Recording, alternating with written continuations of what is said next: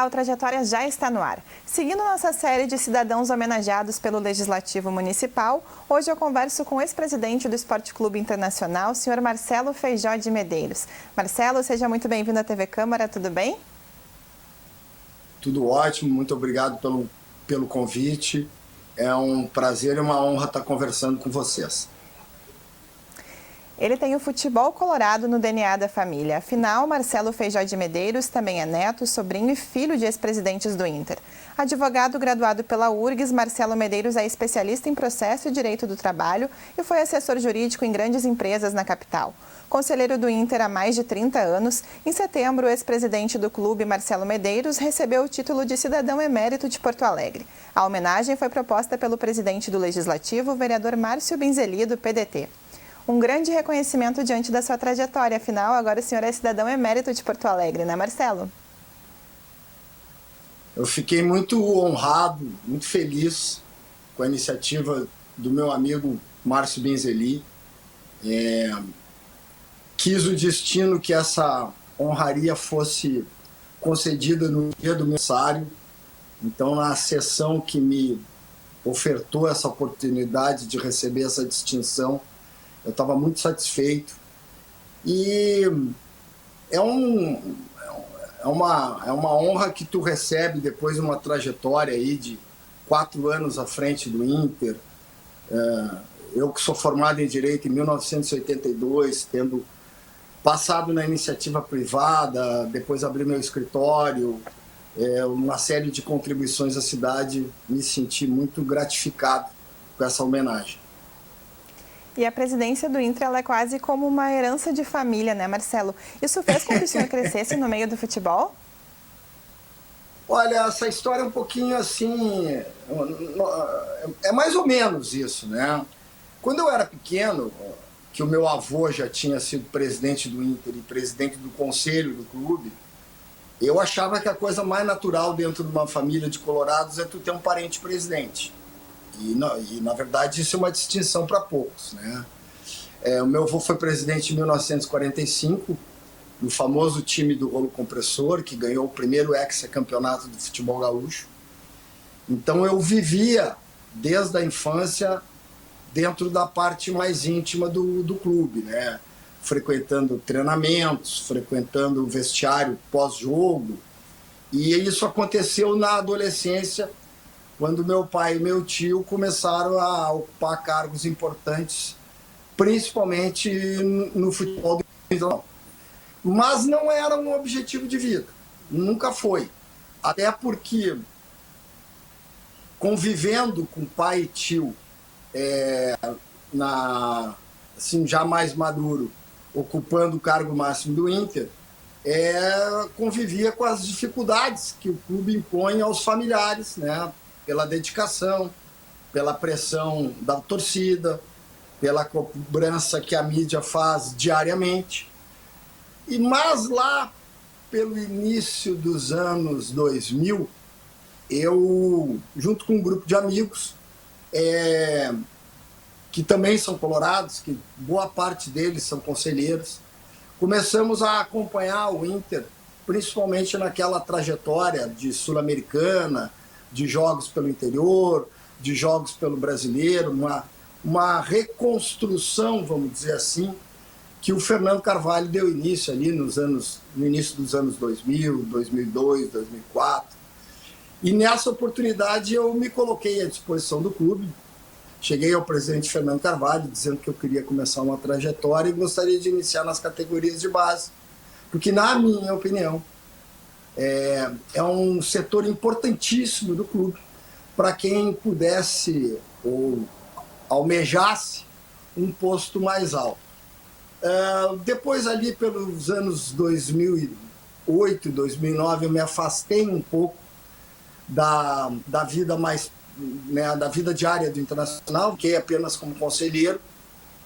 E quando o presidente Giovanni Luigi, meu querido amigo Giovanni Luigi, concorreu à reeleição em 2012, me convidou para o cargo de primeiro vice-presidente. Nós fomos eleitos numa época que o Beira-Rio estava em reforma, estava em obras, Aí no ano seguinte, 2013, já eleito, ele me encarregou de conduzir o futebol do Inter, no primeiro ano como diretor de futebol em 2013 e no segundo ano como vice de futebol em 2014.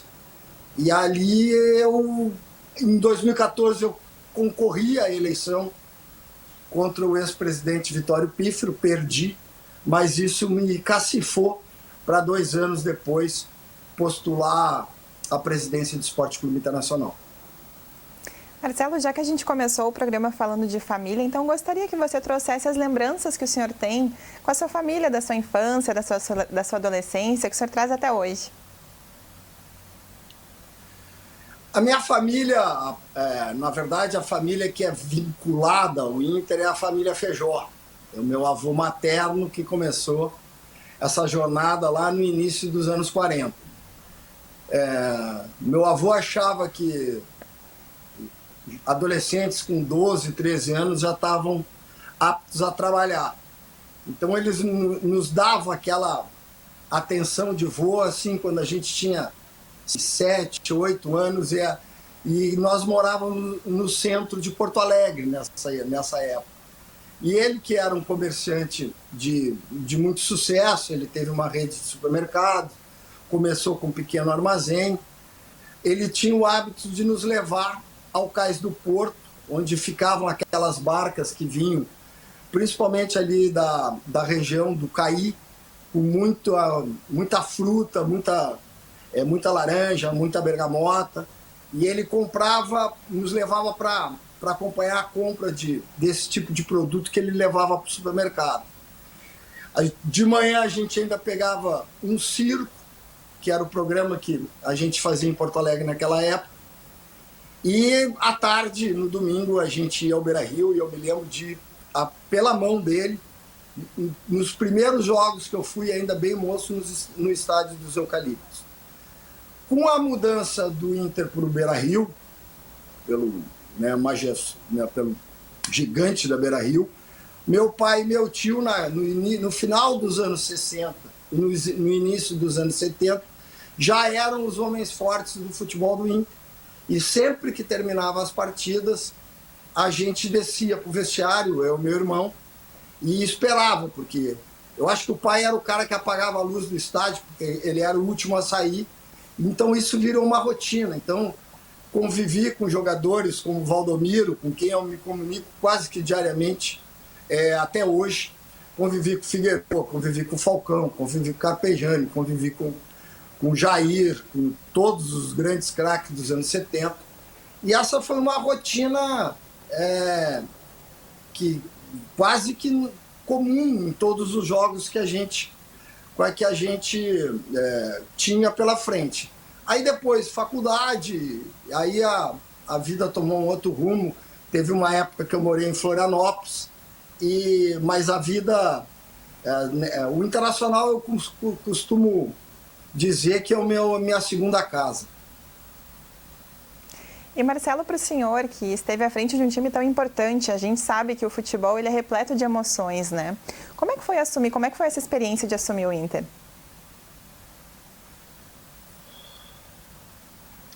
Eu estava em casa, eu estava voltando de carro do meu escritório e eu recebi uma ligação do presidente Giovanni Nuiti.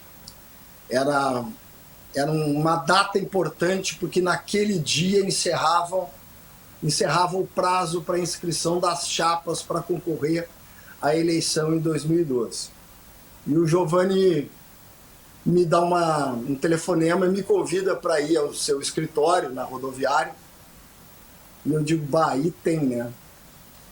E imaginava que ele pudesse me convidar para ser um dos integrantes da sua chapa. Naquele momento eu senti que essa caminhada até a presidência do Inter, ela estava se iniciando. E eu peguei como vice de futebol o ano inteiro que o Inter teve que jogar em Caxias do Sul e também em Novo Hamburgo, porque o estádio estava em reforma. No ano seguinte, que foi o ano da Copa, que a gente voltou para nossa casa, eu conheci o Abel Braga, foi ali que a gente se tornou amigos e terminamos um campeonato brasileiro fazendo uma reta final vibrante, com 4 vitórias, e o Inter chega à 3ª colocação. Eu me habilitei a participar do processo eleitoral, sabia que do outro lado, até então, tinha um grande adversário, com um histórico muito maior que o meu, que tinha um slogan de que o campeão estava voltando, e perdi a eleição para o Vitório Pífero, com um percentual significativo. O Vitório fez mais de 70%, eu fiz em torno de 27%, 28% da votação. Mas, em termos de números, foi uma eleição extremamente abrangente. Mesmo sendo derrotado, eu cheguei a quase 6 mil votos.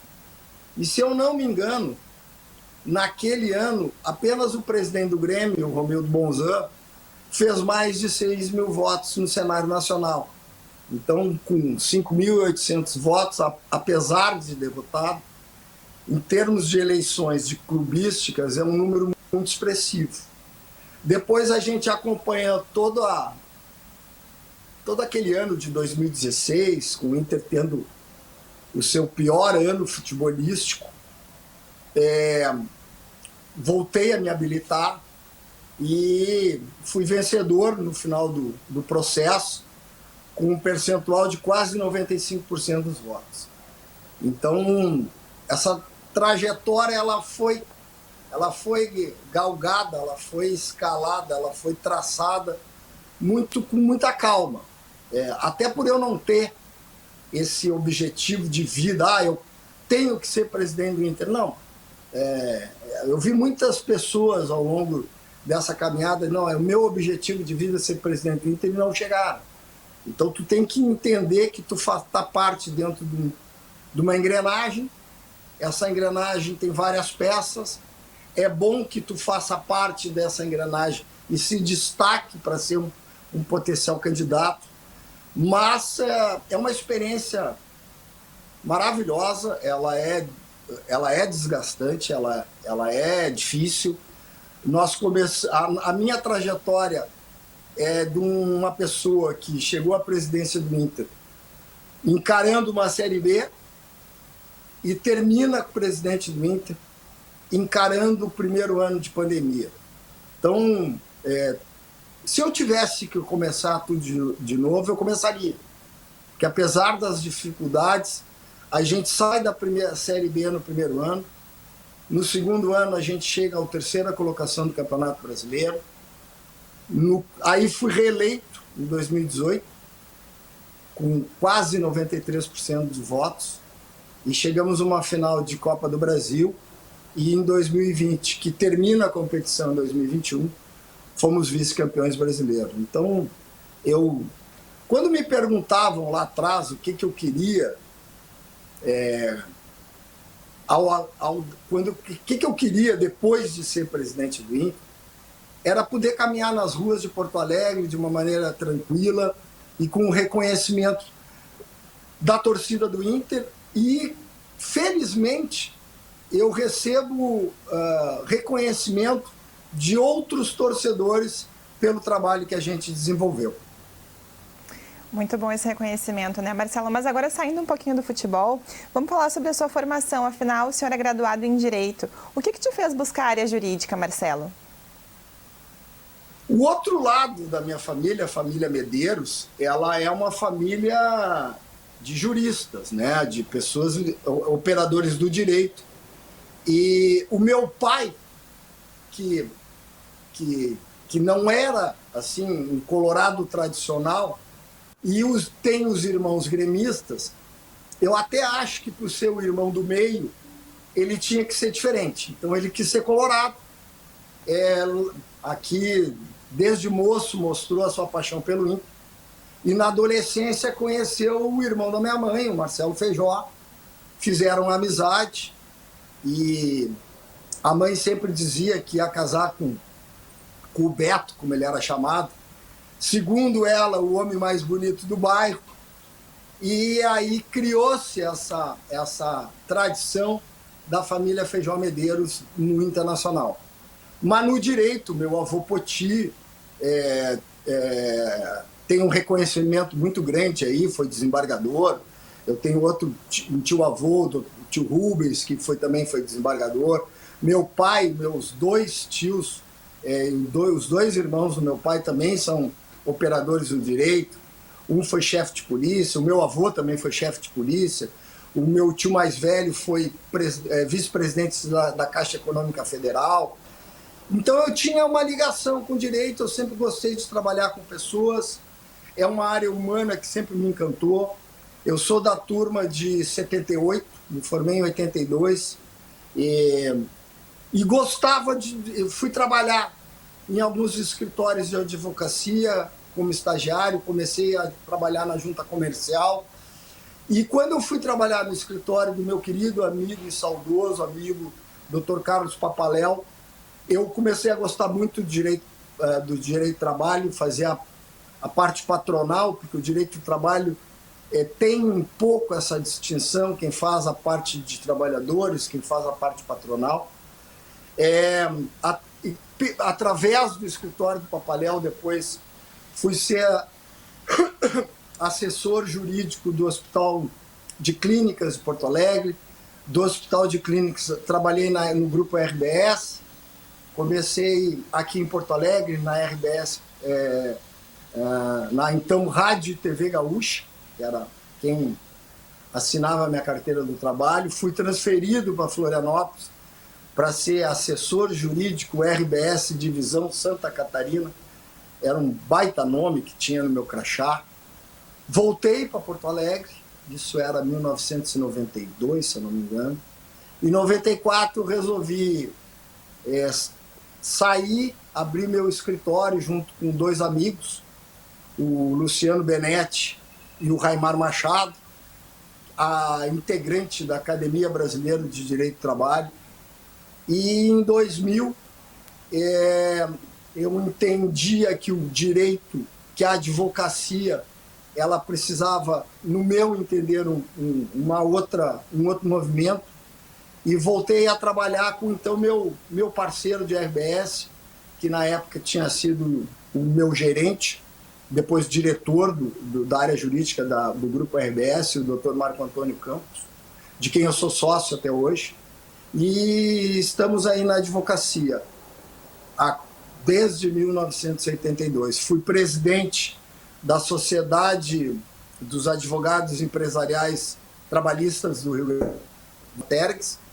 E é uma experiência muito rica poder trabalhar com pessoas na solução dos seus problemas. Marcelo, e tem uma curiosidade que eu fiquei sabendo, que nem só de futebol e advocacia o senhor vive, né? Aliás, já até riscou umas ondas no Havaí. Como é que é essa história do surf na sua vida? Quem que é esse Marcelo que a gente não conhece? Olha, esse é um Marcelo que eu acho que faz parte da minha construção como pessoa, né? Eu, veranista de Torres, o surf no Rio Grande do Sul começou na Praia de Torres. É um esporte extremamente saudável, extremamente desafiante. Tu tem que estar muito atento às condições do mar, tu tem que respeitar que a natureza é muito mais forte que tu. E para quem começou isso lá no início dos anos 70, me enriqueceu muito como pessoa. Eu fiz viagens espetaculares, conheci lugares fantásticos, conheci pessoas maravilhosas, mas quando eu entrei no futebol em 2000, naquele processo eleitoral em 2012, eu estava voltando de uma viagem que eu tinha feito junto com amigos para o México e nunca mais surfei. Então, hoje com 60 anos, faz quase 9 anos que eu não caio na água. Então, para voltar a praticar surf, a primeira coisa que eu tenho que fazer é voltar a nadar, coisa que eu gostava muito de fazer, treinei muito no União, treinei no Caxieiros. Hoje treino na Associação Leopoldina Juvenil, mas tem que dar uma intensificada no treinamento para poder voltar a me divertir com meus amigos no no mar, né? Que é um programa muito bacana. Muito bom, vamos colocar isso em prática então, né, Marcelo? Então, agora chegando ao final do nosso programa, eu gostaria que o senhor deixasse seu recado final e também se despedisse de quem nos assiste. Uma vez eu estava caminhando no centro de Porto Alegre, indo para o meu escritório que ficava ali na Praça da Alfândega, e era a semana da cidade, e uma equipe de reportagem me perguntou por que eu gostava de Porto Alegre. Eu gosto muito de Porto Alegre. Eu gosto da nossa orla, eu gosto das nossas pessoas, eu gosto das nossas árvores, mas é em Porto Alegre que fica o gigante da Beira-Rio. E é por isso que eu gosto muito da nossa cidade. Então tá certo, Marcelo, muito obrigada pela sua participação, parabéns pelo reconhecimento e pela homenagem também. O Trajetórias fica por aqui, mas você pode continuar acompanhando a nossa programação através das redes sociais. Obrigada pela sua companhia e até a próxima.